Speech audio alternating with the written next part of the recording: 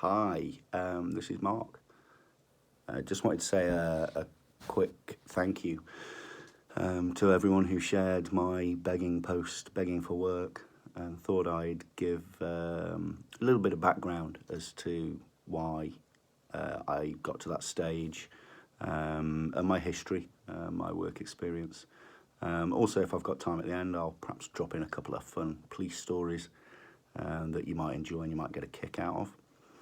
I decided to put the post up, just give you a bit of history. I was a police officer for 16 years. 12 and a bit were serviceable years, the rest were on a career break. During the police, I was in various different units. I did my probation, then I went and joined the armed response, where I spent most of my career. Last year and a bit or so were back on response at division. But then my wife, at the time, who'd been struggling in a relationship with her mother, and wanted to spend some more time with her, and they live on the southern coast of Spain. And so, although I didn't want to leave the police, I did take a career break. We moved down to the southern coast of Spain, so my now ex-wife could spend time with her mum. It turned out to be a great idea because several years after we arrived, unfortunately and very sadly, she passed away. So I'm really glad that my ex-wife got to experience that and got to form a relationship with her mum before she passed.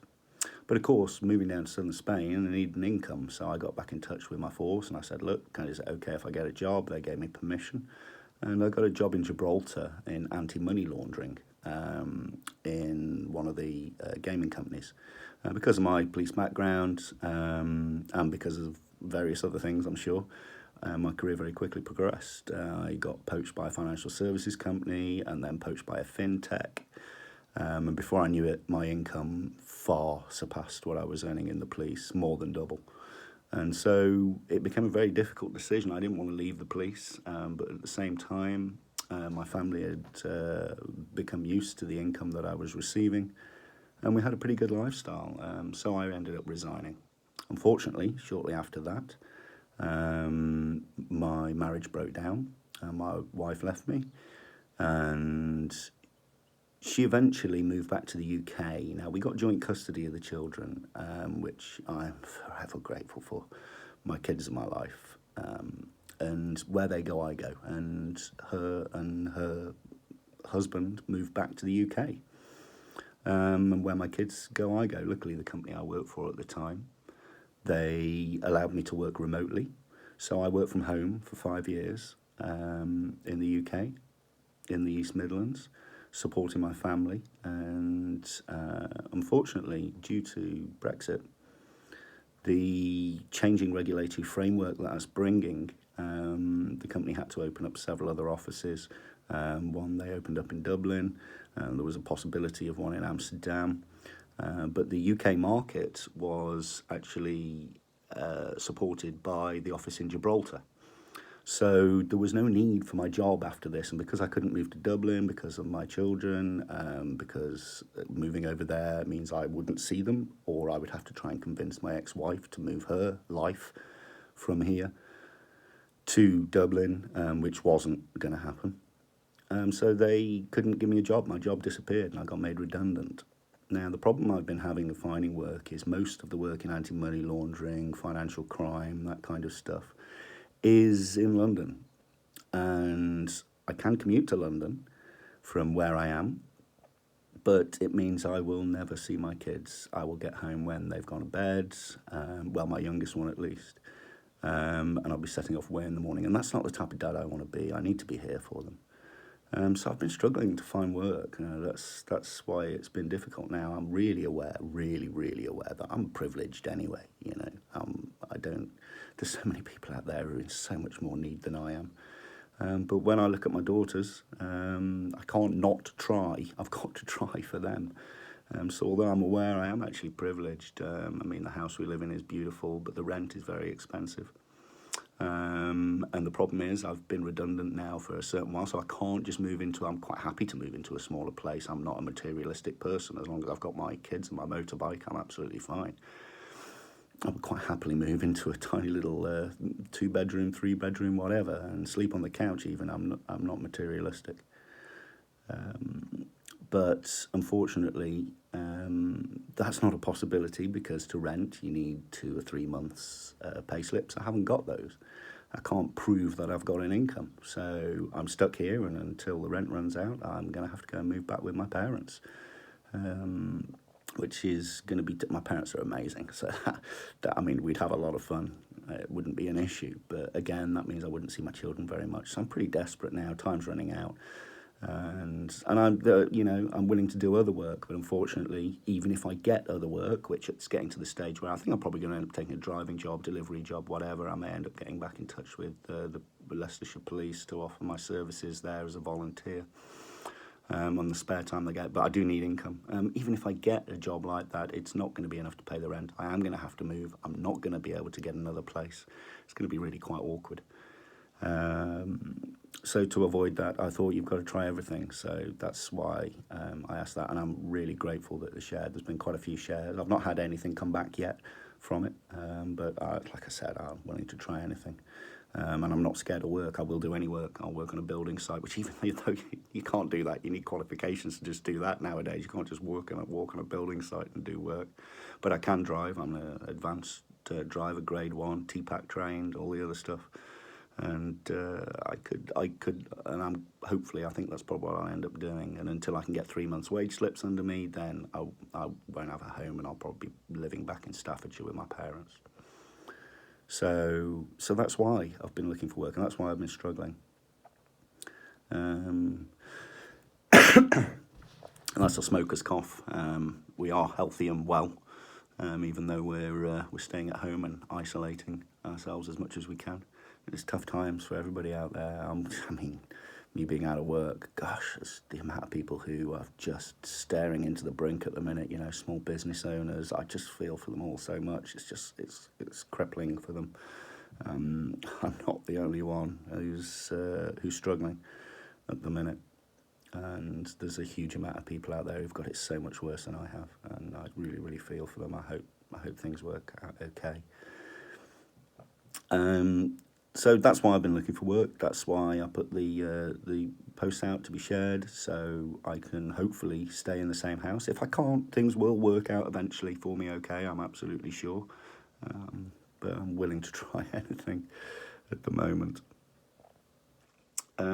So that's my situation. That's where I'm at.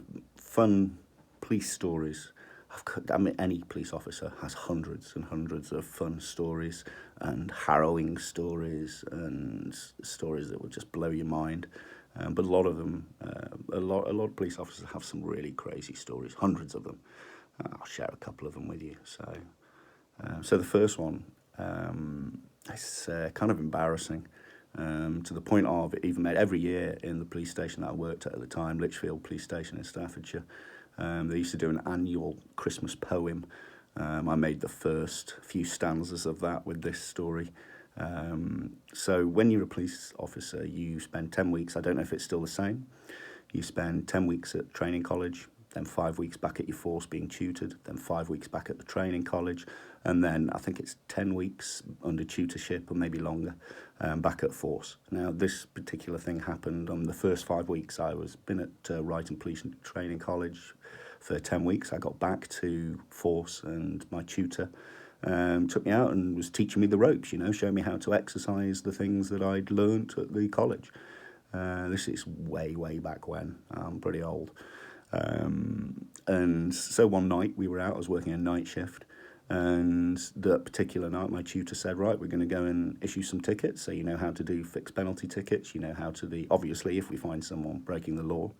Within 20 minutes or so, we were following a Ford Fiesta, and there was someone driving it, and we could clearly see from the lights behind that they weren't wearing their seatbelt. We could see their seatbelt dangling by the side.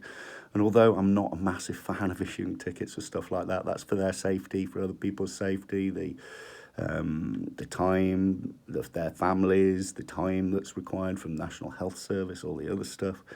So we stopped this lady and got her in the back of the police car. I issued her with a fixed penalty notice. I explained everything. Did a pretty good job, I think. and gave her the ticket. She was understanding that we were doing it for her own safety.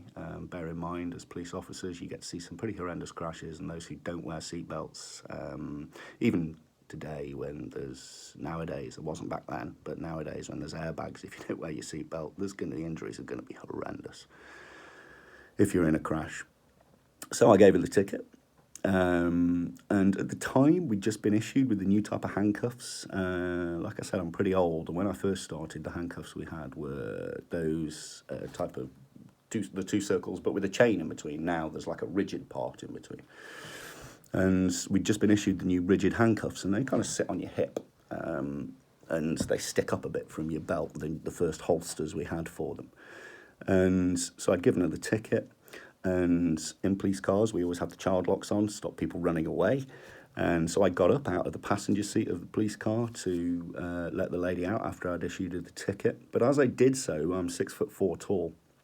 As I did so, my hip caught the A-pillar of the car. And I don't know if you know how the cuffs work. If you put pressure against the one side, they actually flick all the way around and lock themselves. So as I got up, it caught the A-pillar of the car, pulled some of the valance off, and then cuffed myself to the A-pillar of the car.